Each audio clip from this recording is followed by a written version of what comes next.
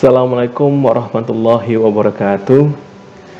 Selamat berjumpa kembali dengan channel Eka Iswandi yang insya Allah pada hari ini kita akan membahas tentang terapi kecanduan games online. Dan mudah-mudahan para sahabat semuanya yang mendengarkan video ini, yang menyaksikan video ini dalam keadaan sehat walafiat. Amin ya rabbal alamin.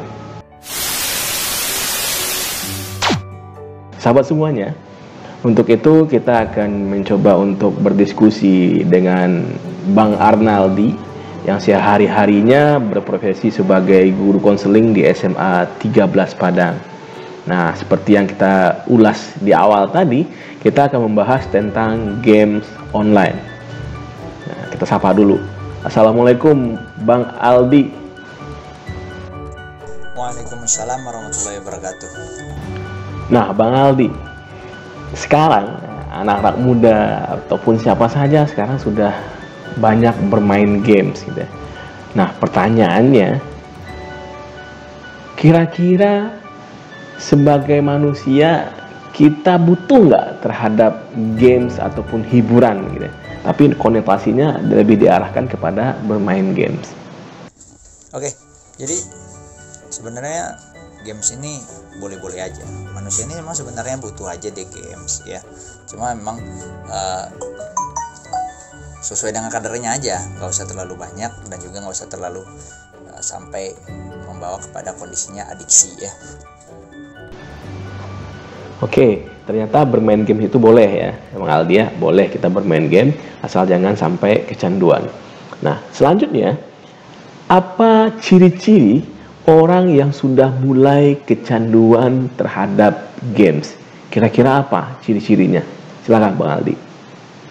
Sebenarnya kalau berlebihan itu bisa candu ya, bahkan melebihi, misalnya lebih dari setengah jam, lebih dari 1 jam, bahkan memunculkan rasa penasaran, memunculkan rasa sedikit gemetar ya, agak mengalami ketegangan otot, terus juga bisa juga dia mengalami tegang pada kondisi leher, terus tenggorokan mudah kering, kerongkongan mudah kering, juga pandangan matanya juga merah, pudar, konsentrasi hilang, cenderung juga lebih emosional dan sangat bisa agresif ya. Bahkan lebih parahnya lagi ketika orang punya ciri kecanduan, dia begitu impulsif.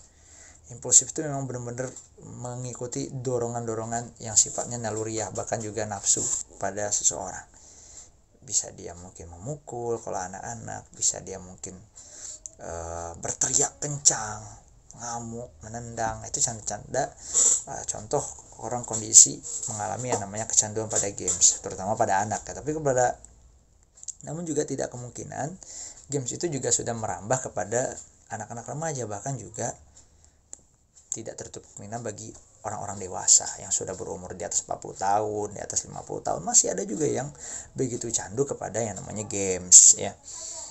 Dan biasanya lebih nampak sangat impulsif, lebih tertutup ya, lebih terisolasi ya, kurang terlalu tertarik dengan hal-hal yang sifatnya sosial. Nah, ini contohnya kalau pada taraf dewasa yang mengalami kecanduan games. Nah, sahabat semuanya, itu tadi indikasi yang sudah dijelaskan oleh Bang Aldi, bahwasanya salah satu tanda teman-teman sudah kecanduan games adalah rasa penasaran yang sangat tinggi terhadap games tersebut. Ditambah lagi dengan kondisi fisik kita, ketika bermain games terlalu lama, betah main games lama, efeknya leher menjadi kaku dan tenggorokan salah satunya yang seharusnya sudah disirami oleh air ditahan-tahan dulu, ditunda-tunda dulu sehingga menjadi kering dan berakibat menjadi sakit. Nah, sekarang Bang Aldi, selanjutnya apa sih efek negatif dari orang yang kecanduan games tersebut? Silakan. Ya, efek negatifnya pada orang yang kecanduan games yaitu berdampak kepada kondisi emosi mudah marah, kemudian juga cenderung begitu egois. Ada juga hal-hal tertentu yang dia bisa semakin lama semakin cuek, antisosial, ya. Nah, ini contohnya kalau misalnya pada bagian dari orang-orang dewasa. Itu juga anak-anak, dia akan cenderung juga tidak mau bergaul kepada teman-temannya. Nah, ini anak-anak. Maka memang sebenarnya bagus sekali ya pendidikan kita dulu. Kalau kita contoh, anak-anak itu disuruh mainnya keluar, main sepeda, main lari-larian, main taplak, main apa, itu hal-hal yang sifatnya sebenarnya mainan yang bisa mengasyikkan dia, ya. Bahkan semua organ-organnya itu bekerja, dibandingkan dengan games yang hanya bekerja adalah jari dia dan tangan, ya. Pikirannya diajak untuk fokus kepada kondisi-kondisi kecepatan cahaya yang begitu cepat, yang sebenarnya mata dia sebenarnya punya hak untuk istirahat. Ya, banyak sekali sih efek-efeknya. Bahkan juga lebih parahnya lagi apabila gamesnya pada tahap yang sudah kekerasan. Karena memang games ini kan ada games yang punya kadar atau level usia tertentu. Ada yang for kids, ada yang udah remaja, bahkan udah dewasa. Ada juga yang sebenarnya itu untuk orang-orang yang dewasa yang umurnya belum patut dimainkan untuk anak-anak ataupun juga remaja, sehingga dia perilakunya begitu agresif dan brutal. Dia melakukan percobaan-percobaan pencurian, pembunuhan, pemerkosaan di beberapa negara, ya. Ada yang seperti itu, ya. Mengikuti dulu yang mungkin kita lihat dengan gamenya GTA, ya, bahkan sampai merampok, ya. Nah, bahayanya lagi games ini juga bisa menyebabkan kecanduan yang seperti sakau, ya. Sakau, lupa makan, lupa minum, bahkan sampai ada 2 kali 24 jam dia duduk di kursi main gamesnya, sehingga akhirnya dia dehidrasi mengalami sangat berat, ya. Dan itu kondisi ruangan juga sangat dingin. Akhirnya dia meninggal dalam keadaan duduk dan mulut berbusa.